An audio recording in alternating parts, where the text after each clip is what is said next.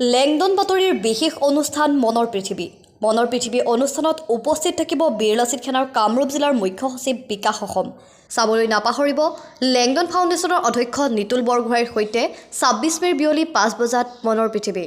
এতিয়া বৰ্তমান শংকৰদেৱ বিশ্ববিদ্যালয়ৰ পৰা মই PhD কৰি আছোঁ এজন ৰিচাৰ্চ স্কলাৰ।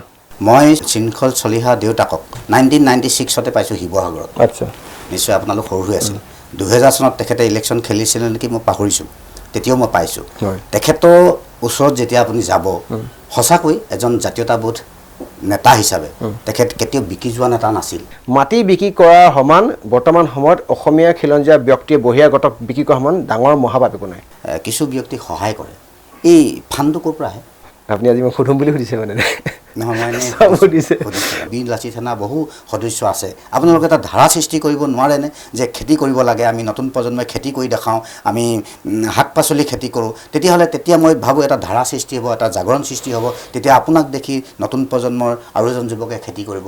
কিন্তু কথাটো হ'ল যে আমি কিমান পইচালৈকে কাম কৰিম। নিশ্চয় আজি কোনোবাই চেলাৰী নাই পোৱা তাত আমাক ফোন কৰিব, আজি ক'ৰবাত নাৰী নিৰ্যাতন তাত আমাক ফোন কৰিব, আজি কাৰোবাৰ ওপৰত আপোনাৰ অত্যাচাৰ চলি আছে তাত বীৰ লাচিত অসম যাব। আমিতো আমাৰ তেজমঙহ হয়, আপোনাৰ নিচিনা মানুহ হয়। থানাত কিমান বা গৈছে আৰু জেলত কিমান গৈছে? এতিয়া আমালৈ ফোন আহে যে দাদা মই আমুকত চিকিউৰিটি গাৰ্ড কৰি আছিলোঁ, কিন্তু এনেকুৱা কথা 3 মাহৰ দৰমহা দিয়া নাই, বা এনেকৈ আজি মালিকে মাৰিছে।